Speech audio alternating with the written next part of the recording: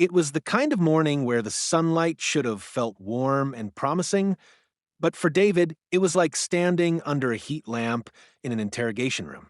His pulse thumped in his ears as he stood frozen on the sidewalk, barely believing what he'd just heard. Mrs. Penelope Brooks, chairwoman of the Oak Ridge Meadows Homeowners Association, stood tall in her iron-pressed pastel suit, her lips pursed with the same smugness that always laced her voice. Today, though, her words weren't just offensive. They were monstrous. "I'm going to have to ask you to remove those things," she said, her manicured finger pointing at Bella's crutches. "They clash horrendously with the neighborhood aesthetic." David blinked. "Excuse me?" Bella, his 9-year-old daughter, was clinging quietly to his side, her pink crutches glinting in the sun. One of them was decorated with tiny butterfly stickers, a creative touch Bella had insisted on adding after her last hospital stay. It was her way of turning pain into pride, and now a grown woman was treating them like trash. Mrs. Brooks didn't flinch. "We've received several complaints. Bright medical devices displayed publicly? It's distracting. Off-brand. Not in harmony with the community design guidelines." David's jaw clenched. "She's disabled."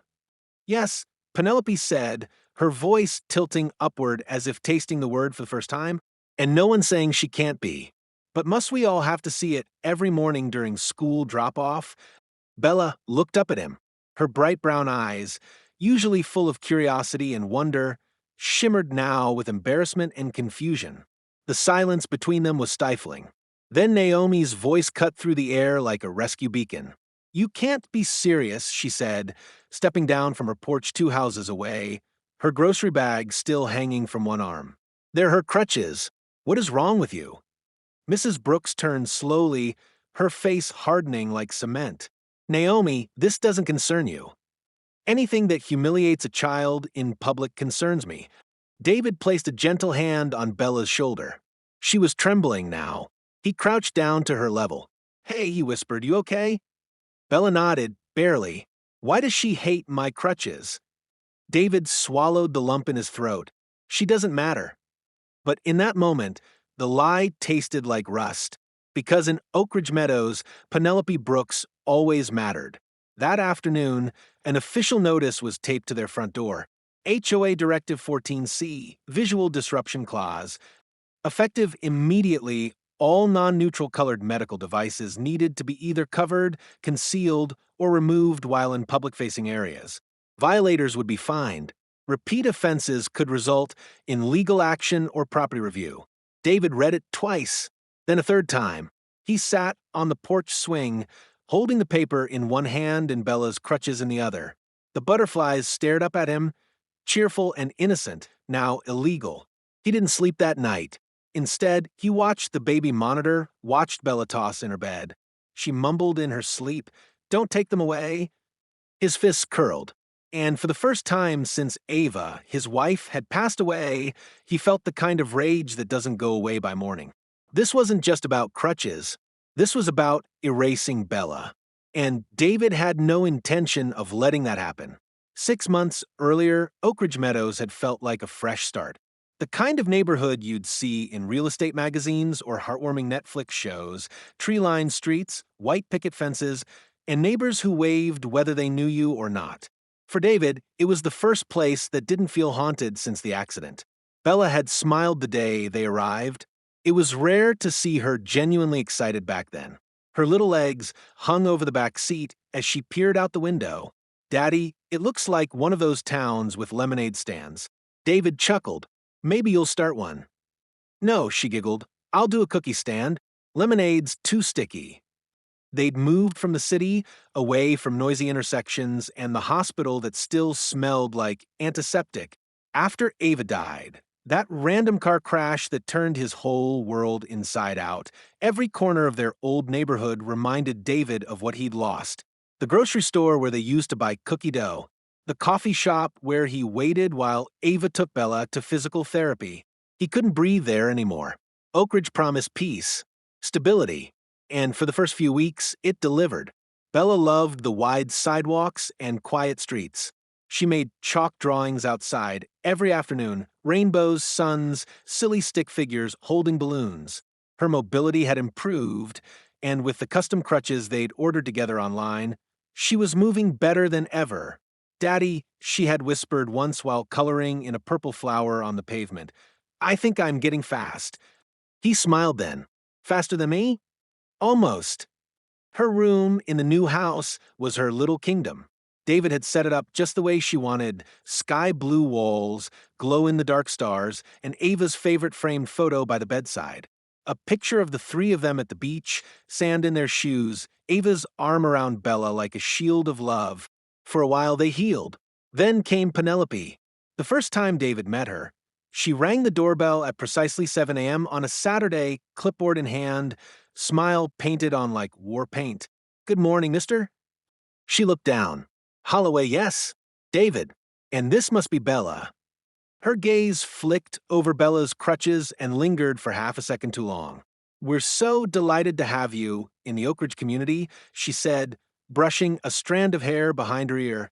"I'm Mrs. Penelope Brooks, chairwoman of the HOA." David reached for a handshake. She offered him only her fingertips. She handed over a neatly stapled welcome packet. "Inside, you'll find our community standards, lawn maintenance, exterior paint guidelines, seasonal decor limits, and approved color palettes for trash bins and other visible items." "Color palettes for trash bins?" David raised an eyebrow. "It's what keeps the neighborhood harmonious," she replied with a tight-lipped smile. That same evening, Naomi stopped by with a homemade casserole and a totally different energy. "Ignore her," she said, setting the dish on their kitchen counter. "She's a robot with pearls." David laughed. "She seems intense." Naomi leaned in. "She fined a guy last month for having non-conforming garden gnomes. I wish I were kidding." But David brushed it off. Penelope was annoying, sure. But as long as she didn't bother Bella, he could live with rules. Except she did. A week later, David received an email about Bella's chalk drawings, visual clutter on community pathways. Another week, and she left a note on their door suggesting Bella's crutches should be more neutral in design to maintain neighborhood aesthetic standards. That one hit hard. David deleted the email. He didn't want to give it oxygen, but Bella noticed the tension. Kids always do. "Did I do something wrong?" she asked one night while brushing her teeth. He knelt beside her. "No, sweet pea. You didn't." "Then why was that lady mad about my chalk?" He hesitated. Some people don't know how to smile at happy things. Bella gave a soft nod, like she understood more than she should have at her age. Then came the day Mrs. Brooks blocked Bella's entry into the community pool. David had taken the afternoon off work. Bella had been looking forward to it all week. She wore her pink swimsuit, the one with the sparkles, and carried her floaties like trophies. They reached the gate, and Penelope was already there. "I'm afraid she can't go in with those," she said, pointing at Bella's crutches. David stepped forward. "They're made of aluminum. They're clean. What's the issue?" "They're disruptive. Children might trip. It's a safety hazard. There are no kids here right now. The pool's empty." "I'm sorry, Mr. Holloway, but I have to enforce the guidelines. Section 6B. Poolside equipment must align with safety and aesthetic protocols." Bella's face dropped. David didn't argue. He carried her back to the car while she tried not to cry. He felt something inside him crack that day. Naomi was livid when she found out. "She's obsessed with appearances. That woman needs therapy." "I just want to be left alone," David said. "Yeah, well, people like Penelope don't let good people stay quiet. They push until someone pushes back." David stared at his daughter asleep on the couch later that evening. One crutch leaning against the armrest, one butterfly sticker peeling. And he knew. Peace wasn't what Oak Ridge promised. It was what he'd have to fight for. For Bella. The next morning, a fresh HOA notice was shoved into David's mailbox: violation warning, improper sidewalk storage. He blinked. Apparently Bella's crutches, which she left momentarily on the porch step while adjusting her sandals, had been considered a trip hazard. The warning came with a threat. Further infractions may result in monetary penalties and/or legal inquiry into home safety compliance. David stared at the paper in disbelief. Was this a joke? Then he saw the attached photo, grainy, taken from a distance. Someone had clearly been watching them. Penelope. Bella's mood started changing. Her crutches, once decorated proudly with butterfly stickers, now stood bare. One day, David found the stickers ripped off and tucked under her bed. She didn't say why. He didn't push. "Maybe I'll just crawl at school," she muttered once, staring at her shoes. David nearly snapped. "No, absolutely not. You need those crutches, Bella. I don't want them to stare at me." The next morning, she asked to stay home. And the next day after that. At school, Principal Harrow pulled David aside one Friday. "I don't want to overstep, Mr. Holloway, but we've noticed Bella seems withdrawn lately.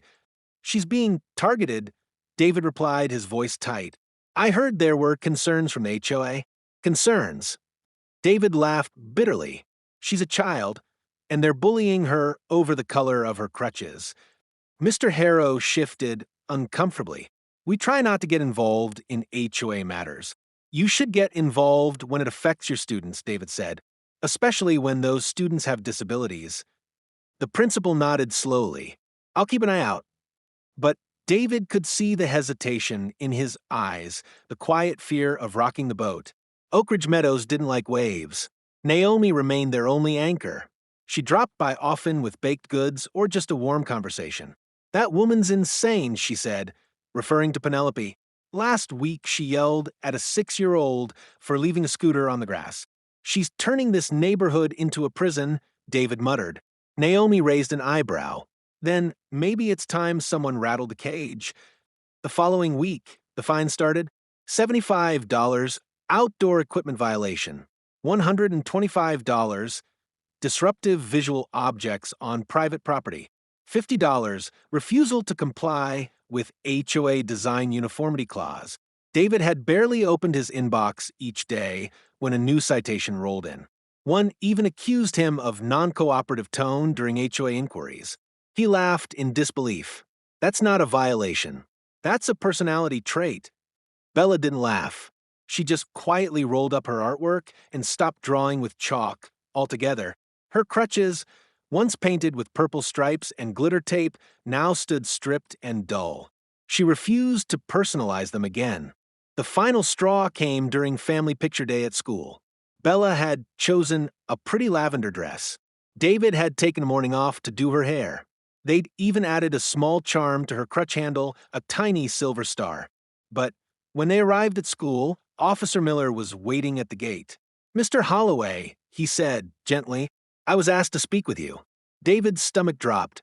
"About what?" "There's been a formal complaint from the HOA about noncompliance. They're claiming you're endangering your child by encouraging excessive dependence on assistive devices." David blinked. "What?" "They say the equipment isn't approved, isn't medically certified for public use. And since it's on display in a school setting, this is her mobility aide, who even decides what's approved." Miller looked genuinely uncomfortable.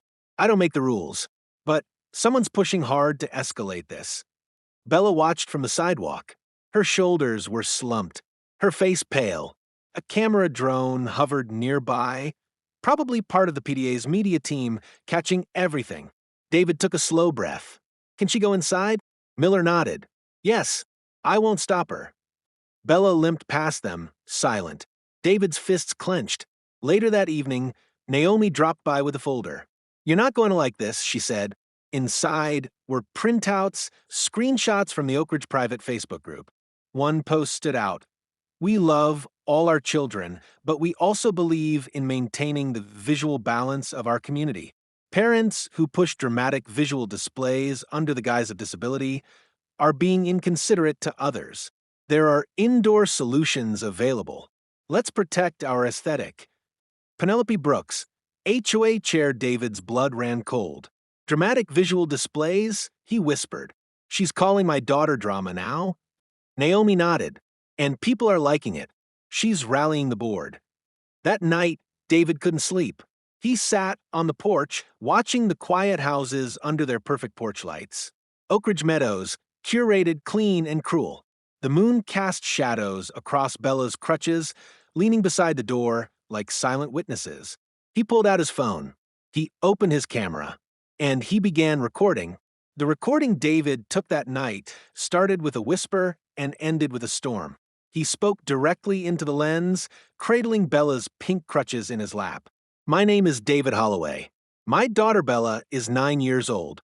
She uses these crutches because her legs don't work like yours or mine. And the Homeowners Association of Oak Ridge Meadows is trying to take them away." His voice cracked only once, when he said the word dignity.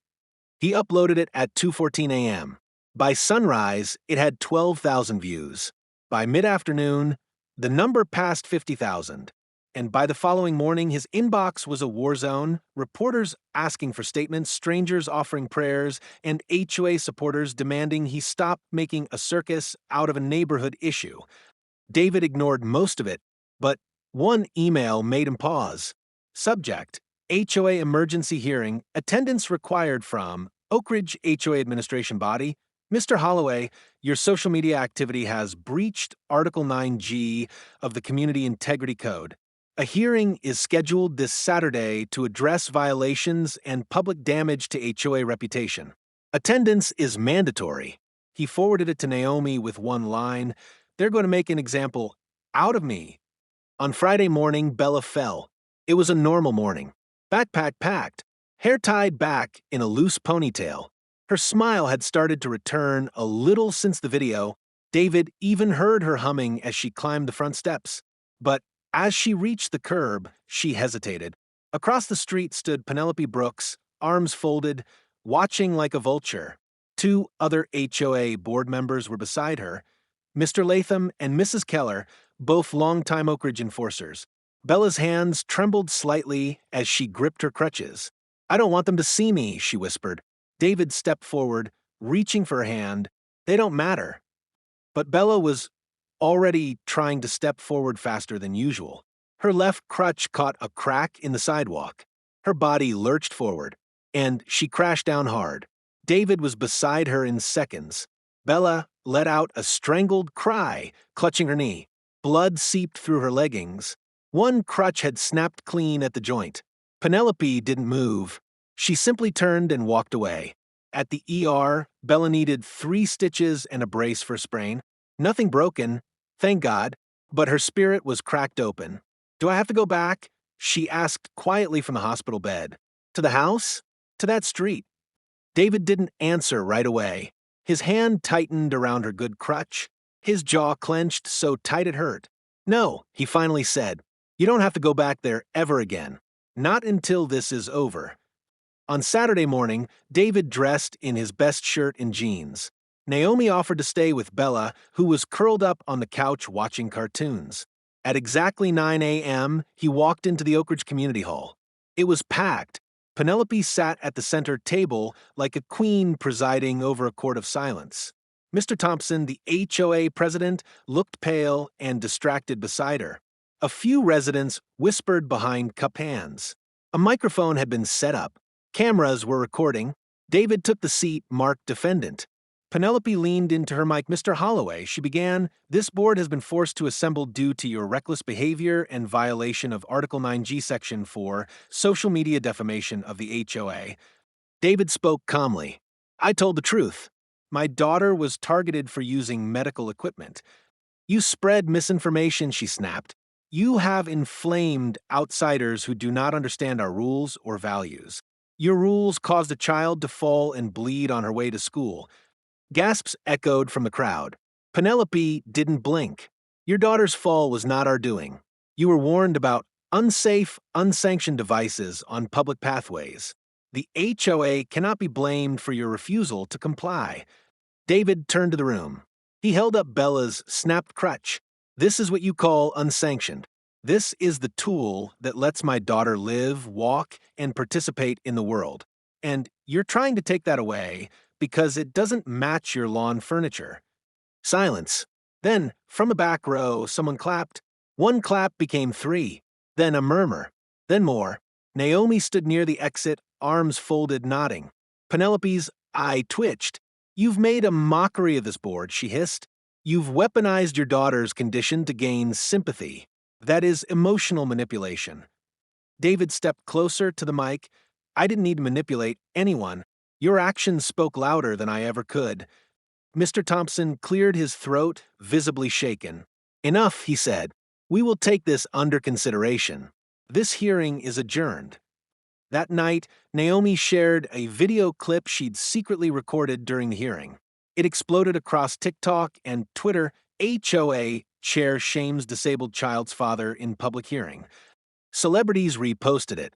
A senator quoted it. A disability rights attorney emailed David offering to represent him pro bono. Bella's crutches became a symbol, a movement. The next morning, Penelope retaliated.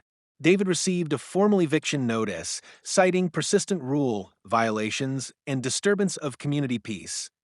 It was illegal, but intimidating. She had no intention of winning in court. She just wanted them out. David stood on his porch that evening, Bella asleep inside. Officer Miller pulled up quietly, stepping out with a heavy look. "I heard what happened," he said. "Off the record, the department's been getting calls. Media's been poking around." David nodded. "She's trying to break us." Miller glanced at the crutches near the doorway. "Don't let her." David looked him in the eye. "Not a chance."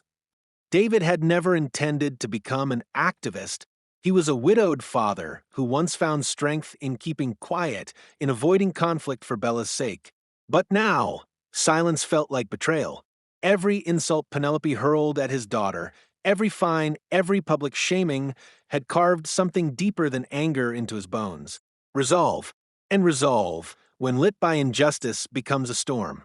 The first domino fell on Monday morning. David walked into the HOA's administrative office, not alone this time, but flanked by two people. One was Naomi holding a stack of printouts and notes. The other was a sharply dressed woman with steel in her voice and courtroom confidence in her step. Her name was Marcy Ellis, a civil rights attorney who had made headlines in 2 disability discrimination lawsuits the year before. She'd seen the viral clips. She had reached out to David herself. "Let's make them sweat," she'd said over the phone.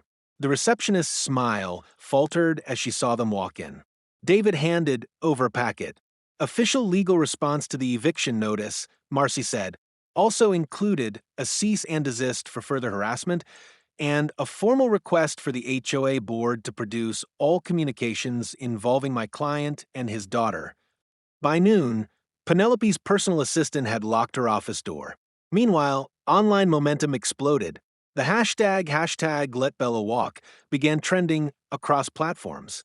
Disability advocates, war veterans, teachers, nurses, people from every walk of life began posting photos of themselves holding crutches, wheelchairs, walkers. Some even decorated their mobility aids in bright colors with butterflies in solidarity. One video showed a class of 3rd graders walking into school with pink-painted canes and glittery fake braces, chanting, "We love Bella. We walk proud." David showed Bella the video that evening. She smiled wide, a real unguarded smile for the first time in weeks. "I didn't know people cared that much," she whispered. "They care sweet pea," David said, wrapping his arm around her. "Because you're brave. Because you made them see." But Penelope wasn't finished. That Wednesday, a flyer appeared in every Oak Ridge mailbox. "Defend our standards. Save Oak Ridge from online smear campaigns." It was full of carefully worded attacks, claims that David had lied, that Bella was being used by social media manipulators, and that HOA rules had never prohibited disability aids, only unapproved disruptive displays. A photo of Bella's crutches, now iconic, was blurred and grayed out at the center of the flyer like a warning sign. David tore his copy in half. Naomi went house to house collecting every flyer she could find and threw them into her backyard fire pit. "You want war?" she muttered under her breath. "Let's burn the narrative." Then came the school board meeting. Principal Harrow, under pressure from both sides, had remained largely passive. But this time, the community dragged the conversation onto the agenda. Dozens showed up. Some came in support of Penelope, wealthy retirees in beige polo shirts who spoke of protecting property values and ensuring traditional aesthetics. But more showed up with Bella's name written on poster boards. Young mothers, teachers, Even Bella's physical therapist, one woman in tears, told the board her daughter stopped bringing her cane to school for fear of bullying. David stood last. His speech was short. This isn't about lawns or gates. This is about who gets to belong. My daughter deserves to walk with dignity. And if we let someone take that away, just because they find it inconvenient to look at, then we've already lost more than just a neighborhood. The room erupted in applause. Principal Harrow finally spoke. I was wrong to stay silent, he said slowly.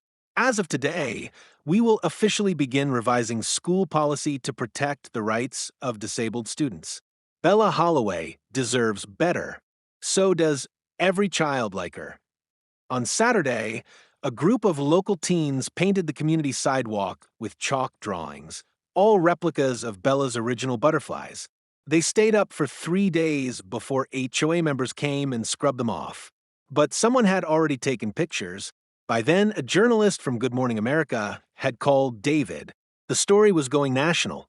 Bella, too, was changing. Her fear was still there like a shadow. But now, there was light creeping in. She asked David if she could decorate her crutches again, not with butterflies this time, but with tiny superhero stickers. Why superheroes? He asked. Because they fight bad people, she said with a little grin. And they don't quit. That night, Naomi brought over a craft kit. Bella painted one crutch red and the other gold, Iron Man and Wonder Woman, her favorites. She stood in front of the mirror, lifted them like swords, and whispered, "Let's go."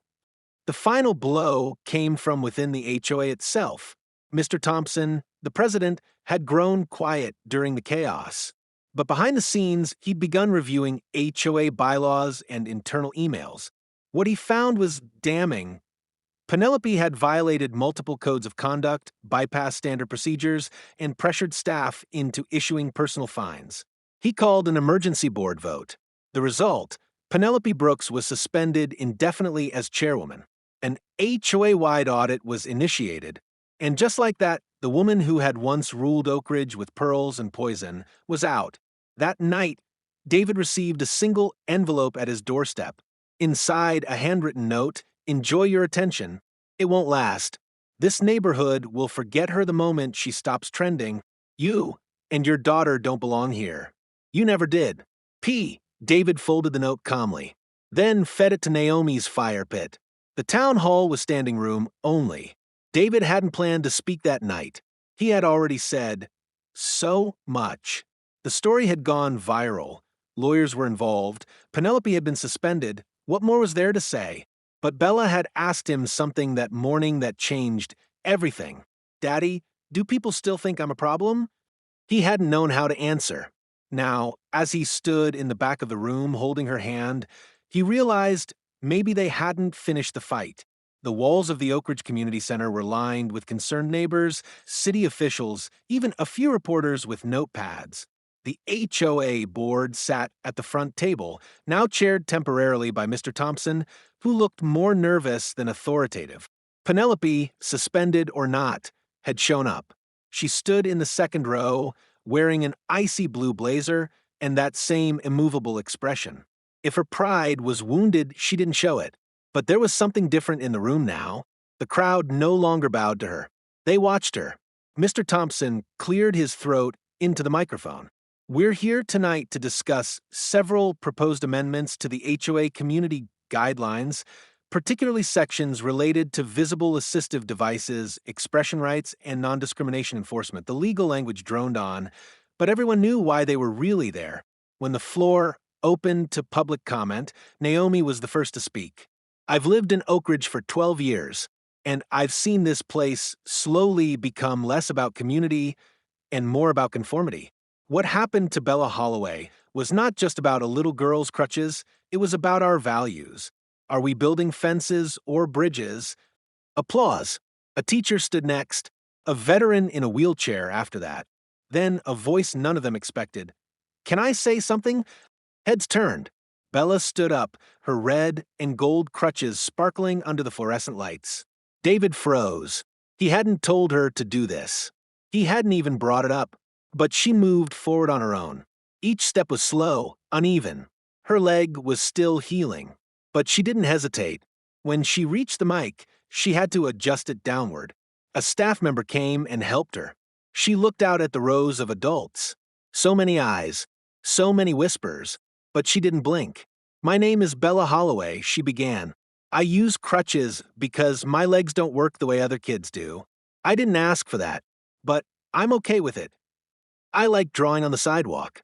I like my butterflies." But then people started saying I was ruining the way the street looked, that I was making the neighborhood ugly. It made me feel like I was ugly. There was a gasp from the room. David's heart cracked wide open. Bella's eyes welled up, but she didn't cry.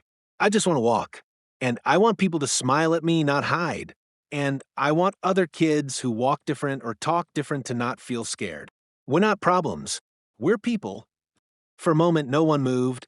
Then a woman in the back stood and clapped. Then another. Then the room thundered in applause. Bella stepped back. David rushed to her, knelt beside her, and whispered, "You just changed the world." Then Penelope stepped forward. No mic, no fanfare, just venom behind her smile. "I see we've turned this into a performance," she said, loud enough for the room to hear. "Very touching, very media-friendly." Mr. Thompson's eyes widened. "Mrs. Brooks, you're not recognized to speak. I'm still a resident," she snapped. Her voice rose. "Let's be clear. I never targeted this child. I enforced rules. Rules that were designed to protect order. Structure. The very things that make Oak Ridge desirable. And now, because of one family's emotional spectacle, we're throwing away decades of dignity for cheap sympathy points." The room murmured in disgust. Naomi stood up. "You made a little girl feel ashamed of walking. I upheld standards." Penelope barked. "This place used to mean something." David stepped forward slowly. He didn't raise his voice. He just looked Penelope in the eye. "You're not afraid of change, Penelope. You're afraid of being irrelevant. This neighborhood is moving on, with or without you. And the only thing Bella ruined was your illusion of control." Thunderous applause. Penelope turned, face red, and stormed out. A door slammed somewhere behind her. She never returned to another HOA meeting. Mr. Thompson tapped his gavel. "I move to adopt the new guidelines. Effective immediately, no resident may be penalized for visible assistive devices, colorful expression of mobility aids, or sidewalk artwork made by minors. All in favor?" Nearly every hand rose, including David's and Bella's. That night, back at home, David tucked her in. "Are you proud of me?" she whispered. "I've never been prouder of anyone in my life," he said. "You stood in front of them all, and you didn't just walk, you led." Bella yawned, her smile sleepy. "Can I paint a new butterfly tomorrow?" He kissed her forehead. "As many as you want." Weeks passed. Oak Ridge Meadows felt different. Not louder, not messier, just warmer. The sidewalks, once sterile and colorless, now featured regular chalk art days hosted by the school. Families gathered on weekends. Kids drew suns, cats, stars, quotes, and always, somewhere in the corner, a butterfly in Bella's honor. The HOA board had added 2 new members. Younger, more progressive parents voted in by overwhelming support. Mr. Thompson stepped down quietly after overseeing the policy overhaul. His final note, emailed to the neighborhood, read, "We forgot what communities are made of. I thank Bella for reminding us." As for Penelope Brooks, she moved out. No announcement, no farewell. Her house was up for sale by the end of the month, the same sterile sign sitting crooked in her manicured lawn. Some said she left because she couldn't handle the humiliation. Others whispered that she'd been pressured by legal heat. But David didn't speculate. He just watched her leave from his porch one morning, Bella at his side. They said nothing. They didn't need to. Bella changed too. Not in her legs, those still needed therapy, stretching, care, but in her spirit. She walked with new posture, even if her gait was uneven. Her new crutches, one red, one gold, still marked with superhero logos, were now covered in signatures from classmates and teachers. Every week, someone added something new. One inscription read, "This is what power looks like." David framed it. She still had bad days. mornings where the pain returned or the attention got overwhelming. But now she had tools, and friends, and courage, and a father who had learned to fight not just for her, but with her. One sunny afternoon, Bella asked if they could go to the community pool again. David hesitated just for a moment. Are you sure? She nodded. So they went. This time, no one stopped them at the gate. Bella stepped in slowly, her crutches left beside her towel. Naomi, already lounging by the edge with a sun hat and a lemonade, waved them over. Reserved the shady spot for royalty, she said with a grin. Bella giggled. Thanks, Lady Naomi. David exhaled. There was laughter. Splashing. Someone brought out popsicles for the kids. A boy tossed Bella a beach ball and she caught it midair, laughing harder than he'd ever seen. There, in the middle of the water, her eyes sparkled with something brighter than the sun. Joy. Not survival. Not defiance. Just joy. That night, as David tucked her in, Bella asked a simple question. Do you think Mama would be proud of me? He paused, then knelt beside her bed and looked into her eyes. She wouldn't just be proud. She'd be in awe. Bella blinked slowly, fighting sleep. David whispered one last time before leaving the room, You didn't just walk through fire. You made sure no one else has to burn. The house was quiet. David stepped out onto the porch. He sat in the same old swing where he once read eviction notices, cried silently, and planned next moves. Now, the mailbox was empty, the front yard dotted with drawings from neighborhood kids, and the porch held only peace. He looked at the crutches leaning by the door, shining under the porch light like trophies. Not things to be hidden anymore, not tools of shame, but proof of strength. Sometimes the battle isn't loud. Sometimes it doesn't come with fists or fire or flashing lights.